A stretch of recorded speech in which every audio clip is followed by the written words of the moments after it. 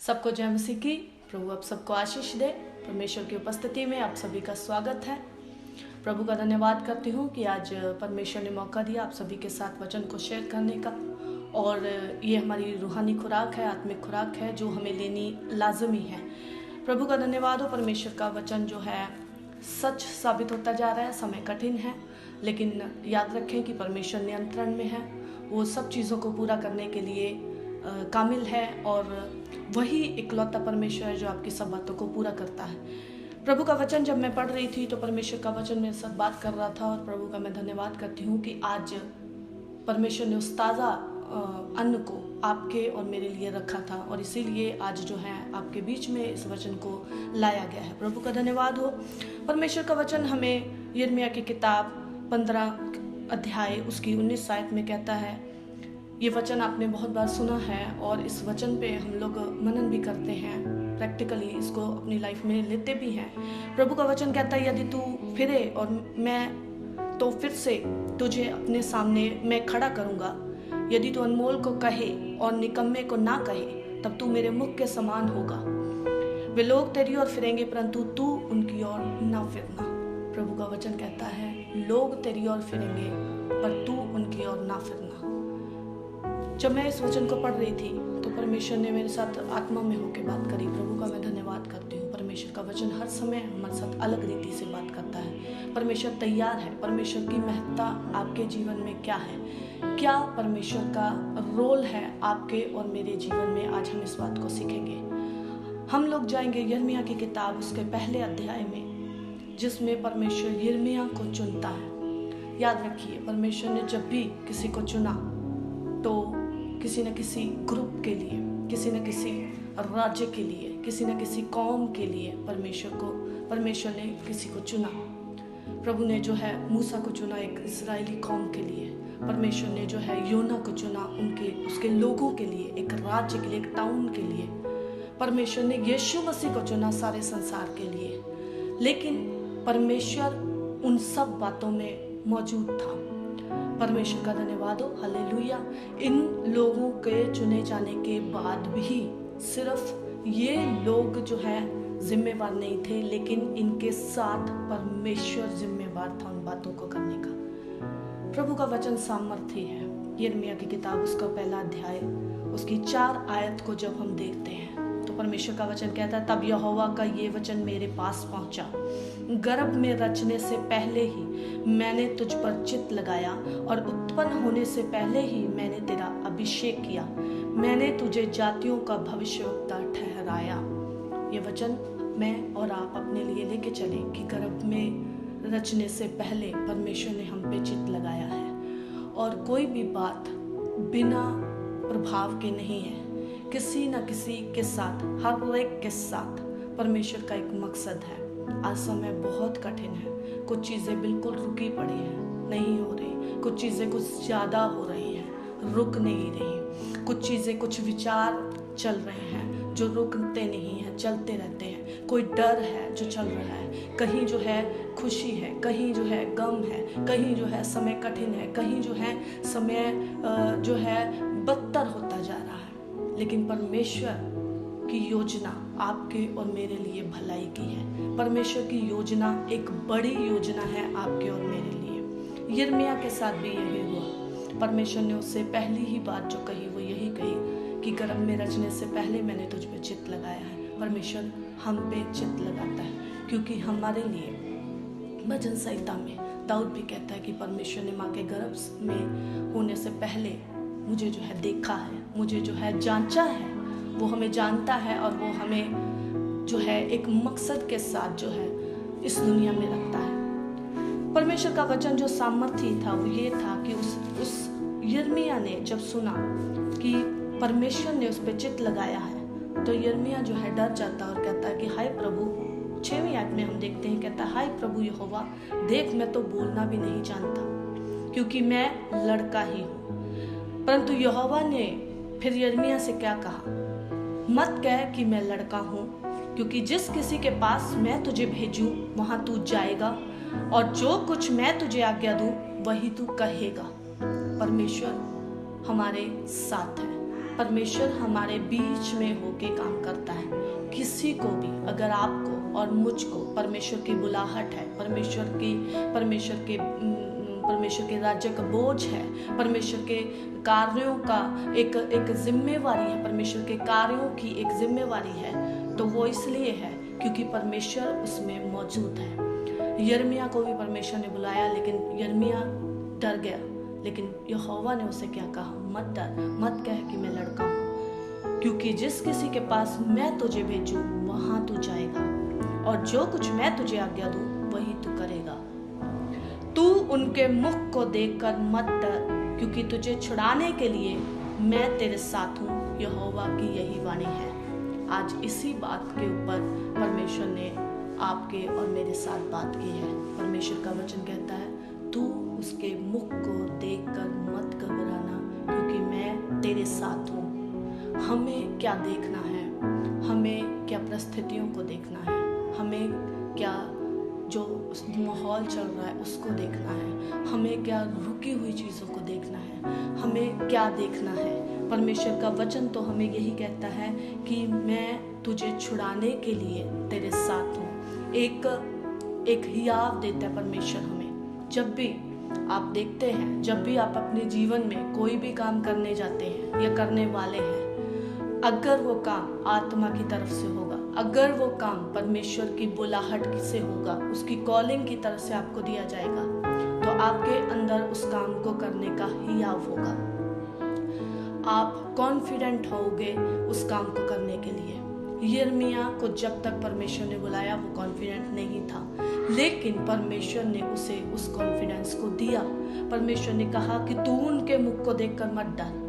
आज हम भी जो हैं अपने जीवन को जीते हैं, दुनिया में रहते हुए बहुत सारी चीज़ों को हम देखते हैं, सिचुएशन को हम देखते हैं, माहौल को हम देख रहे हैं। समय बहुत कठिन है, बहुत सारी चीज़ें रुक गई हैं जो चलनी ज़रूरी थी, जो होनी ज़रूरी थी, जो हमारी आत्मिक उन्नति के लिए होना ज़रूरी थी, लेकिन वो रुकी हुई है। लेकिन परमेश्वर रुका हुआ नहीं है, वो आज भी चल रहा है, वो आज भी हमारे साथ ही चल रहा है। यिर्मयाह को परमेश्वर कहता, तू उनके मुख को देखकर मत डरना, मत घबराना, मत डरना, क्योंकि तुझे छुड़ाने के लिए मैं तेरे साथ हूँ। तब यहोवा ने हाथ बढ़ाया और लिखा है कि यिर्मयाह कहता, मेरे मुंह को छुआ और यहोवा ने मुझसे कहा, देख मैंने अपने वचन तेरे मुंह में डाल दिए हैं। आमीन, हालेलुया। सो हम देखते हैं कि परमेश्वर ने जिस किसी को भी चुना, एक राज्य के लिए, कौम के लिए, पूरे शहर के लिए चुना, और यहोवा उनके बीच में होके काम किया। अगर कोई चुना गया तो ये एक प्रिविलेज की बात है कि परमेश्वर उसे चुनता है, यहोवा उसे चुनता है, लेकिन यहोवा उनके बीच में होके काम करता है। यिर्मयाह को परमेश्वर ने चुना, मूसा को परमेश्वर ने चुना, योना को चुना, इन सब को चुनने के बाद यीशु को चुना। उनको चुनने के बाद परमेश्वर यहोवा ने बीच में होके काम किया। वो बीच में होके काम करता है। परमेश्वर की महत्ता हमारे जीवन में यही है कि वो हमारे बीच में होके काम करता है। हम में कुछ नहीं, लेकिन परमेश्वर हम में होके काम करता है। जब आप एक अपने विश्वास की दौड़ को दौड़ते हैं, जब आप अपने विश्वास के जीवन को जी रहे हैं, तो याद रखिए कि अगर परमेश्वर ने आपको चुना तो परमेश्वर आपके बीच में होके काम भी करेगा। परमेश्वर ने यिर्मयाह को कहा कि मैंने अपने वचन तेरे मुंह में डाल दिए हैं। उसके बाद पता परमेश्वर ने क्या किया? यहोवा ने उसे अधिकारी ठहराया। हालेलुया। उसने 10 आयत में बोला, सुन, मैंने आज के दिन तुझे जातियों और राज्यों पर अधिकारी ठहराया है, उन्हें गिराने का और ढा देने के लिए, नष्ट करने और काट डालने के लिए, या उन्हें बनाने और रोपने के लिए। प्रभु का धन्यवाद हो। परमेश्वर अगर आज आपको या मुझको चुनता है, अगर आप अपने जीवन में कहीं पे भी इस बात को जानते हैं कि परमेश्वर ने मुझे किसी न किसी मकसद के लिए रखा है, कहीं ना कहीं आपको पता है कि परमेश्वर की बुलाहट कोई ना कोई मेरी लाइफ में है, किसी न किसी गिफ्ट को आप ऑपरेट करते हैं, किसी न किसी बात को आप अपनी लाइफ में परमेश्वर के लिए स्पेंड कर रहे हैं, तो याद रखें कि यहोवा आपके बीच में होकर काम करता है।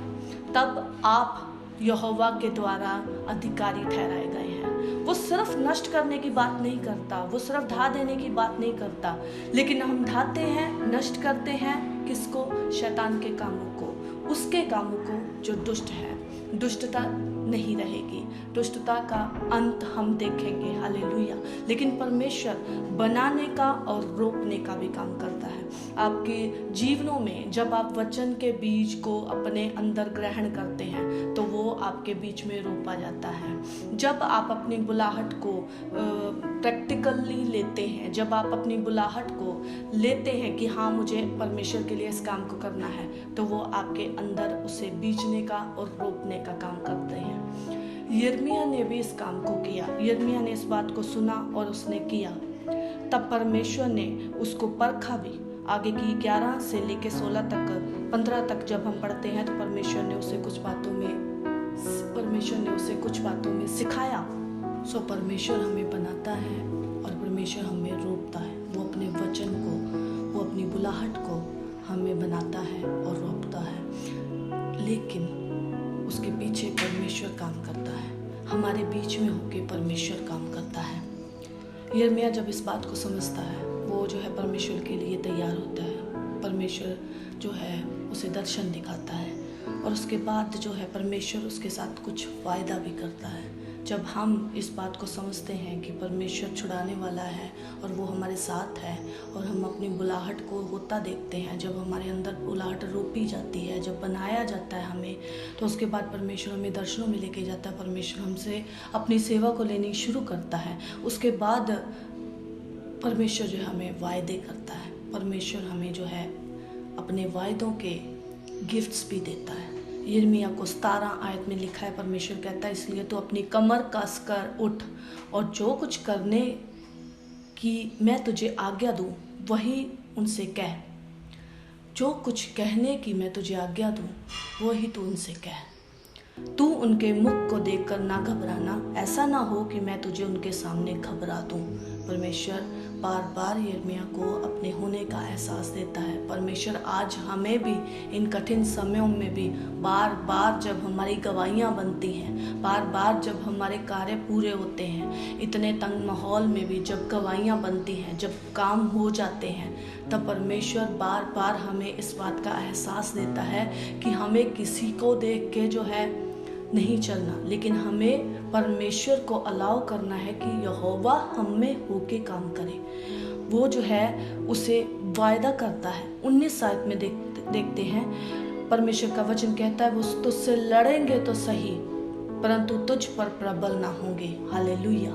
वो तुझसे लड़ेंगे तो सही पर तुझ पर प्रबल ना होंगे, क्योंकि बचाने के लिए मैं तेरे साथ हूँ। यहोवा की यही वाणी है। मेरे भाई और बहनों, कृपया अपनी प्रार्थनाओं में इन बातों को अधिकारी रूप से करें, अधिकार से क्लेम करें परमेश्वर के वायदों को। आज ये समय बस यही रह गया। अब यीशु मसीह आने वाला है। अब यीशु मसीह बादलों पे आपको और मुझे लेके जाने वाला है। उससे पहले जितना समय भी हमारे साथ है, जितना समय भी हमारे पास है, जब हम चिन्ह चमत्कारों को देख रहे हैं तो हम खुद अपने मुंह से इस बात को स्वीकार कर रहे हैं कि हाँ जी यीशु मसीह आने वाला है। तो अभी हमारे पास जितना समय है, क्लेम करें परमेश्वर के वायदों को, अधिकारी प्रार्थनाएं करें एक दूसरे के लिए। परमेश्वर आपके अंदर जो है बीजों को बोएगा, परमेश्वर आपको रोपेगा, परमेश्वर आपको खड़ा करेगा, परमेश्वर आपको अपना मुख बनाएगा, परमेश्वर जो है आपको इस्तेमाल करेगा बड़ी कौम के लिए, बड़े राज्य के लिए, अपने शहर के लिए, अपने मोहल्ले के लिए वो आपको इस्तेमाल करेगा। लेकिन ज़रूरत सिर्फ इतनी है कि परमेश्वर की महत्ता को हम अपने अंदर रखें। याद रखें कि हम में होके यहोवा काम करता है, हम में होके यहोवा काम करता है और यहोवा हम में होके वो काम करेगा जो असंभव है। इस अंत के समय में अधिकारी प्रार्थना करते रहें, एक दूसरे को प्रार्थनाओं में बढ़ाते रहें और यिर्मयाह की तरह याद रखें कि हमें किसी और के मुख को देख के घबराना नहीं है, हमें किसी और के मुख को देख के डरना नहीं है। हमें जो है वो हमारी तरफ फिरेंगे, परमेश्वर का वचन कहता है वो तेरी ओर फिरेंगे, लेकिन तू उनकी ओर ना फिरना, हमें किसी और की तरफ नहीं फिरना, हमें सिर्फ और सिर्फ अपने यहोवा की ओर आंखों को लगा के रखना है। और तब परमेश्वर आपको जातियों के ऊपर अधिकारी ठहराएगा। तब परमेश्वर आपको ये अधिकार देगा काटने का भी, ढा देने का भी दुष्ट के कामों को, और बनाने का और रोपने का परमेश्वर के राज्य को। प्रभु आप सबको आशीष दे और इन वचनों के द्वारा परमेश्वर जो है हमें महिमा से महिमा की ओर लेके जाए। सबको जय मसीह की।